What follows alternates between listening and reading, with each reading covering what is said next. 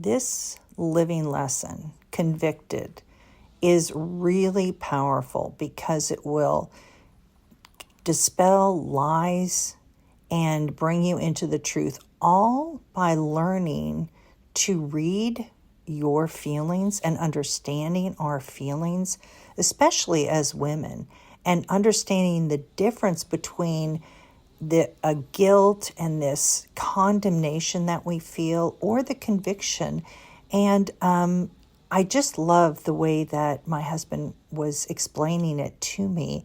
It is like we've been convinced, we know it's kind of derived from that same word, that he's convinced us that we want to do better and that he's showing us how to do better.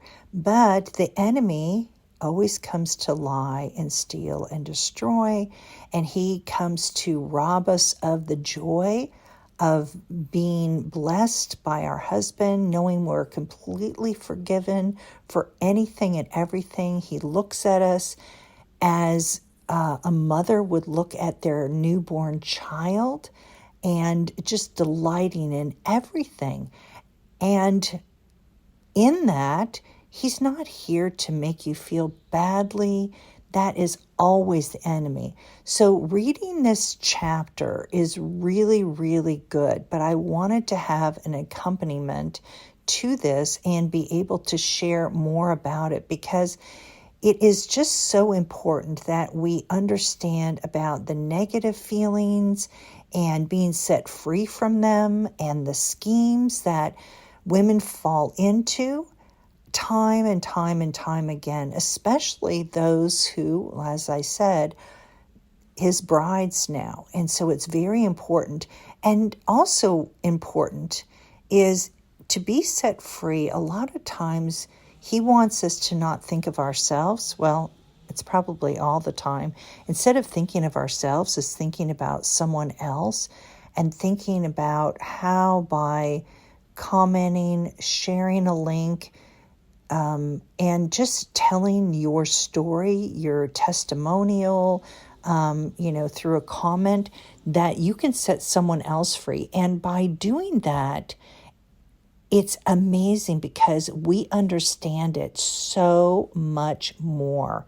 I am always delighted when my husband brings in someone that I can use to minister to, and therefore ministering to myself, because I must listen to what I tell someone else to do. So make sure you do it, not just with this living lesson as we start moving forward, but with all the living lessons. Begin to use it to minister to someone else. Who to use it with, who to share it with, just ask your husband. And the first person who comes to mind, just go ahead and do it. And don't be afraid. That's one of the enemy's schemes as well, to don't do it. What will happen if you do? But just trust him, because he's more than able to block that, prevent you from sending it. They never read it, whatever it is. And if perchance that you do make a mistake, the beauty of that, and it all goes with this about conviction and condemnation and guilt and shame, that's just going to get better and better each week now that you're reading these, is that he can use that for good. He says he's going to, and you'll actually get a double blessing. The way that God has set everything up, and why we need to know him as we do, is that you can't fail because he's done it all for us. Always go back to the original. It says, while we were yet sinners. We didn't do anything to be where we are, to be saved, to be his bride. It wasn't based on our merit or what we did, but on what he did. And every believer will say the same thing. So use it in this means. And he says he's going to give us a double recompense. That means pay us back twice for any mistake we made. So when you think about that, you're not afraid of failure. You're not afraid of making mistakes.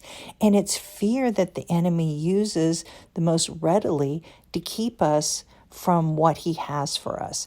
So break free from that.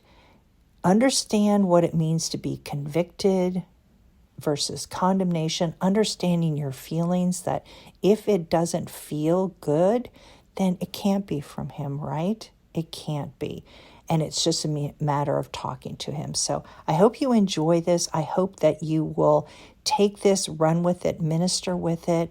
And above all, I just hope that you will get to know your husband more and more every day.